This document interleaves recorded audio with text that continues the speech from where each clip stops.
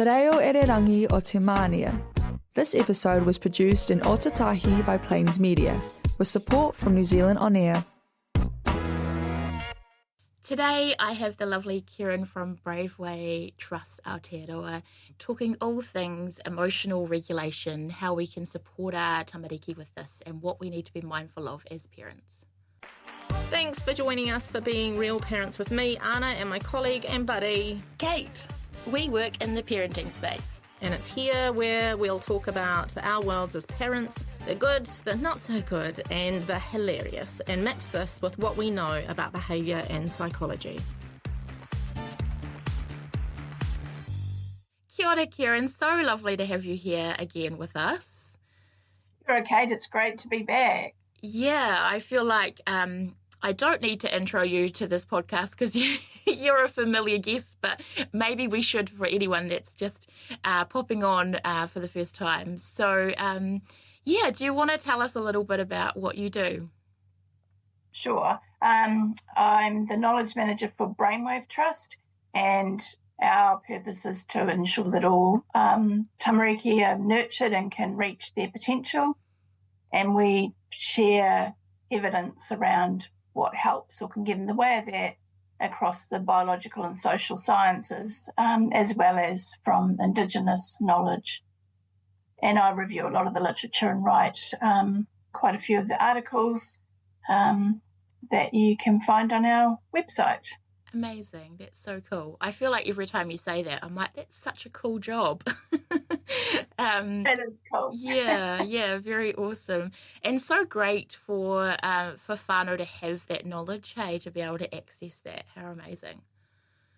Yeah, really cool. So obviously today we're going to talk about emotional regulation, which feels like a huge topic. It's always a biggie, isn't it? And I think while we were discussing this earlier, I thought about the fact that the world is feeling pretty chaotic at the moment. Hey, there's so much going on, and I know that kind of flows on to us as parents, and then obviously further down to our tamariki too. So an important conversation at the moment. Definitely, and it's good to think about in that context. There's a lot that we can't do anything about, but what are the things that we as humans and as in our important role as parents, what can we do, what is within our control to help our children develop in these times. Yeah, so true. Hey, I think that's actually such an important thing to remember, is that there is so many things that we can't control, hey, and if we can focus on the things that we can, kind of feels like we've got a little bit of power back. What are the things we can control? Yeah, so talking about emotions, I guess, where do we start with emotions? It's such a big topic and something we talk about so much at Real Parents. It comes up all the time with parents that we're working with. So thinking about emotions, where do we start? What are your thoughts around what we should be doing with our tamariki?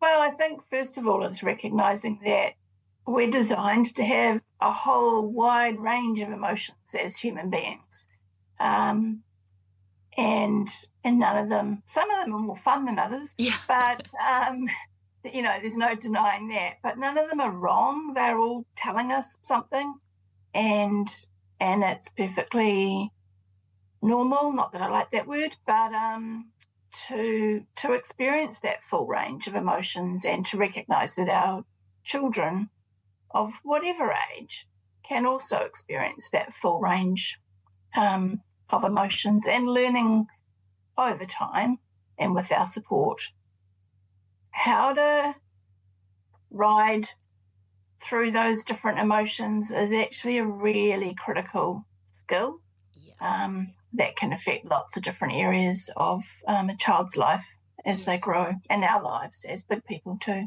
Yeah, so true.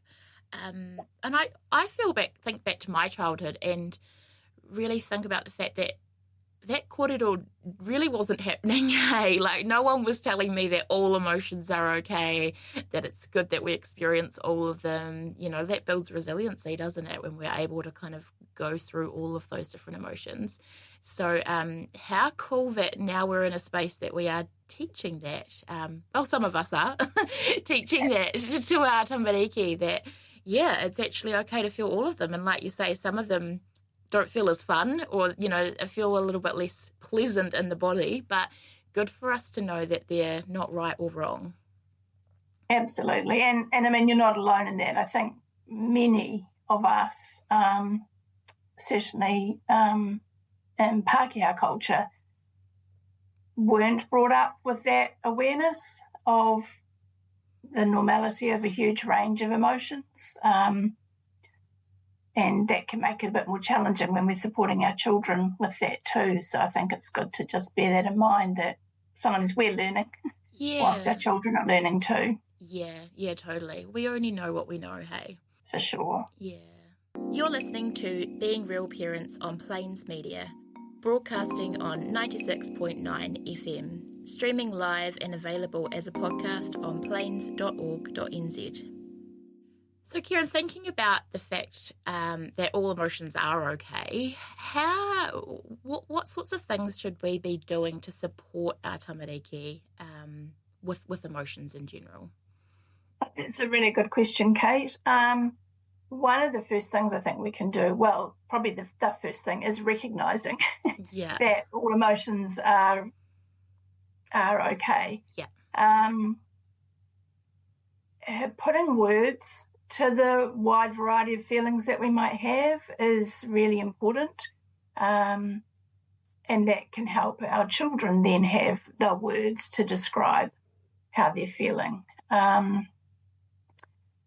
And we can do that no matter the age of our child. We can start that, you know, if we have a baby at the moment, we can start that from when they're infants, or we can start or strengthen that when children are older, looking at the world from our child's perspective, having some empathy for what they might be feeling, and trying to have an educated guess about that. Yep.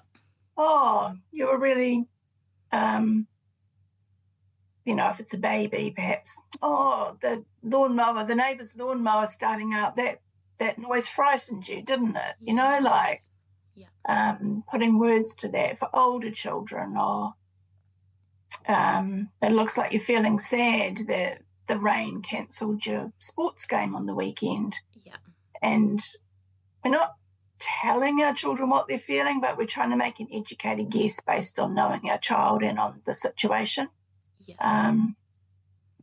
Again, across a range of feelings is pretty important. Also, recognising what our child is actually feeling, not what we wish or think that they should be feeling, is really important. Yeah. And that can be hard, as we mentioned in the intro, if that's not our experience when we were children. Totally. But it's something to be working on. Yeah. I think, sorry, Keryn, I feel like when you say that as well, as a parent, we often want to fix or make things better for our babies, because we don't like to see them upset or, struggling with those big emotions. And so we kind of do jump into that wanting to fix it, don't we, and make it better. So I can see that kind of adds another layer of that difficulty of actually just reflecting it back to them, doesn't it? It sure does. There's laughing, thinking back about her own experiences as a mother, and the many times that, that might have played out. But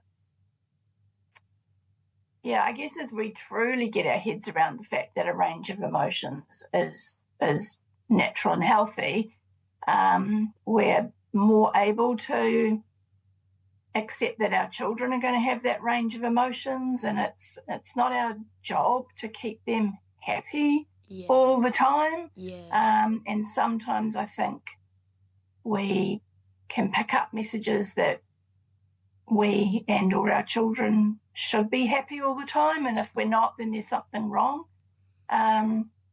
That's really not helpful. No, not at all.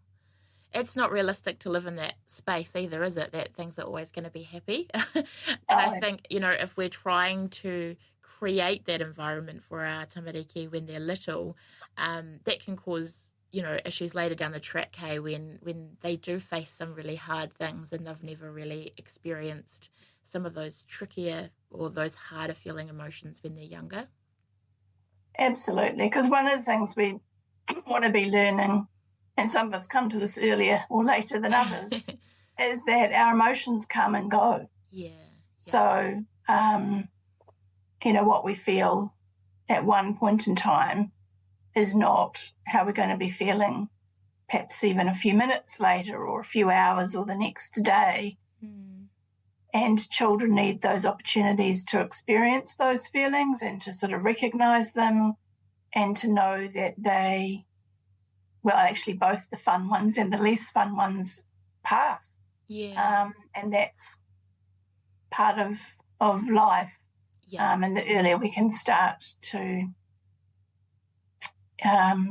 truly get that, the better for our children. Totally. That makes a lot of sense. Cool. So what other things could we be doing to support our tamariki with this? Obviously, like you say, naming them, increasing their vocab around that, around all the different emotions, and then, sitting with and feeling the feelings that they're feeling, not that we think that they should be feeling. Important distinction. What are some of the other things that we can be doing? Well, one of the things that can help with the language around feelings are there's so many gorgeous children's books that might provide easier ways for parents or other whānau members for that matter to be talking about feelings with children when you see what's happening to the character in the book and talking about it.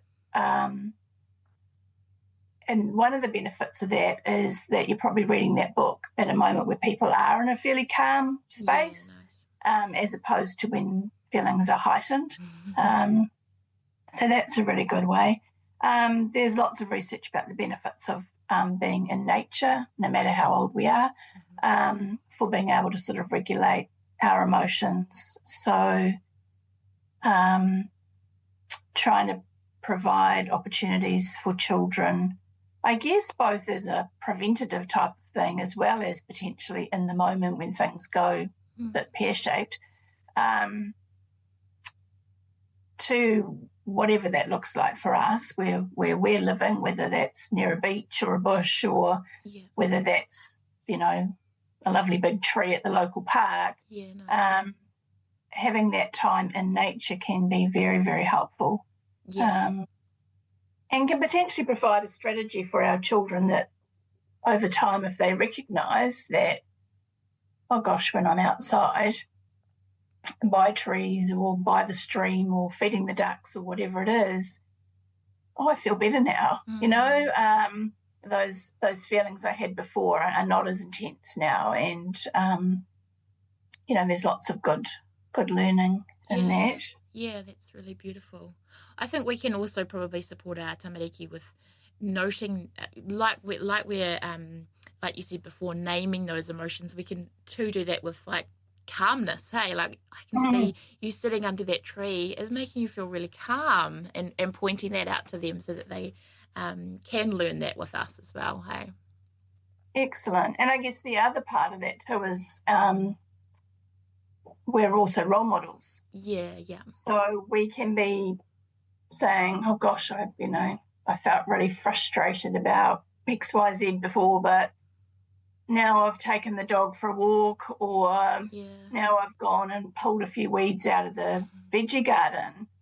My feelings have shifted, and so we can show our children in ways that are appropriate for them at their age and stage. I'm not suggesting we overload our children with our adult emotions and concerns, but I'm sure most people have plenty of suitable examples of, minor life things that have caused a bit of stress or frustration or worry at the more minor level that are appropriate to share with their children, and as well as sharing how they coped with that.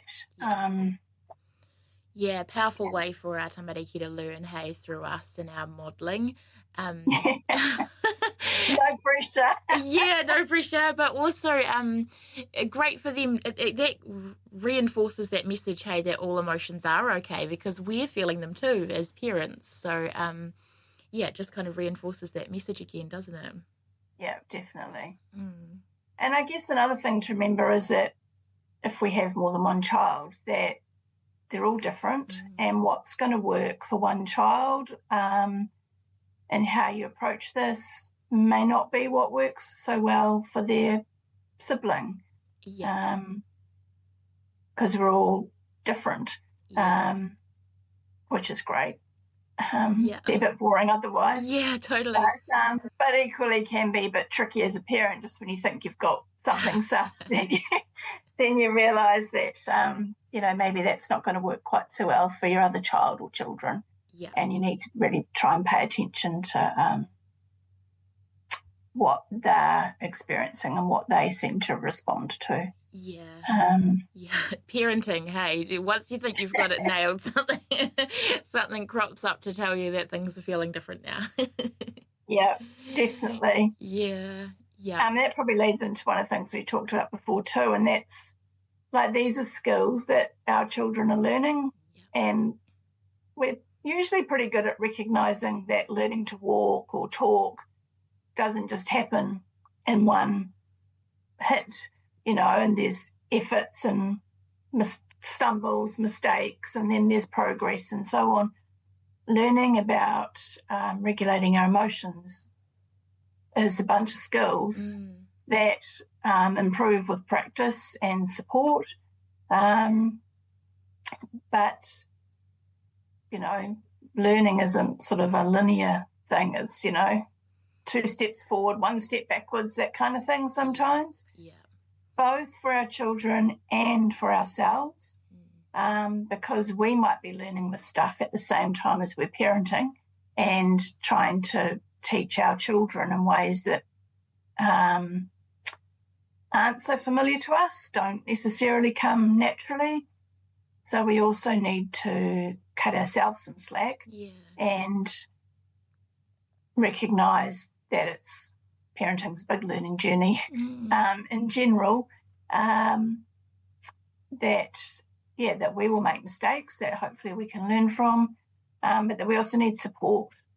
We need to have something in our tank to be able to be the bigger person whose own emotions are, regulated, in order to be an effective support for our child at times when their emotions are perhaps feeling a bit overwhelming for them. Such a good point. We do really need to consider that for ourselves. Hey, do you think there are other particular things that we really need to be mindful as parents when we're supporting our tamariki with big emotions? Obviously, there's lots of things that we can be doing for them, but are there things that we need to really be mindful for ourselves, do you think? Probably the thing I said about that we're learning, and what supports do we have in place, and or what additional supports might we need. One of the things I think it's helpful to understand a little bit about child development and so on is to recognise that, I don't know, but certainly for me, I'd want to take the teachable moment with my children. That didn't always work very well. I made quite a few mistakes in that regard, but what we know from the research, though, is that when emotions are high, the parts of our brain that enable us to think and plan and work things out or work out alternatives, that's harder to access. So as a parent, I think it's helpful to know that when our child is, let's say, upset or angry or feeling jealous or whatever the more tricky emotion might be, that's probably not the time to engage in a conversation around what they could have done instead, or why they shouldn't have hit their sibling over the head, or whatever it was. Working out alternate ways to manage things that is likely to go better when the child's kind of gained the equilibrium a bit more. That's ideal. We do like to jump into that teaching space in those moments, don't we? Because some of us for sure. We probably feel our own emotions heightened too, so that then makes it tricky as well, hey? Well, especially if the child's experiencing their big emotions in the middle of an aisle in the supermarket or something. There's a whole lot of other factors that come into play about how we then feel about all of that. But, so what we're talking about here is things to be working towards, not something to beat ourselves with, but, if we can work towards supporting our children with those big feelings, then we're going to be helping them in a whole pile of ways down the track. Totally. So supporting them to get calm first, and then we can have the kōrero if we need to. If there is some teaching or some coaching that needs to happen there, we can have that after the big emotion, once the wave has come down. Although something you said then just sparked another thought for me too, when we talk about when our children are calm. I don't think there's a human being on the planet of any age that feels calmer because someone has told them. Yet sometimes, especially with children or whatever, we can fall into the trap of. So I guess it's trying to remember that, acknowledging how they're feeling and sort of riding that wave is going to be more effective at helping them regain some sense of calm. So supporting them with that. And I guess that leads to another important point, around, sometimes people can look at that like we're letting a child away with a particular behaviour because, we're maybe not doing the teaching thing at that moment, and that can feel like we're, I don't want to say that, but letting them away with it is often the line I hear. Which I think can feel tricky, can't it? That actually we're sitting and supporting them with the emotion, but that doesn't mean they're necessarily getting the thing they're wanting, or, the behaviour that we're seeing doesn't mean that they're actually having what they want, or, I think that's a really important distinction. Like, we've got kind of some old school thinking around, as we alluded to earlier, where you weren't supposed to have this range of emotions or they weren't acknowledged. You can have the sort of opposite end of the spectrum, I suppose, where a child's feelings can be determining what happens. But what we're talking about here is we can acknowledge how our child's feeling, that, they can see their friends from school having yummy ice creams, but in your family, you're not buying ice creams then because, the money's needed elsewhere, or you're about to have dinner or whatever. We can be with our child with those feelings of disappointment or envy without giving them the thing that has led to that. And I think that's pretty crucial. It's not shoveling it all down and they're not allowed to feel that way, but equally it's not, well, they're upset because they want something, therefore we must keep them happy and give it to them. It's sitting with those feelings, but we're still the adults with our values and decision making and constraints within the family about what can and can't happen. Yeah, so still having those boundaries and expectations, hey, but also we're allowed to feel the feelings around what that means at the same time. Definitely. Yeah, that can feel hard, can't it, to get that balance? Yes, definitely.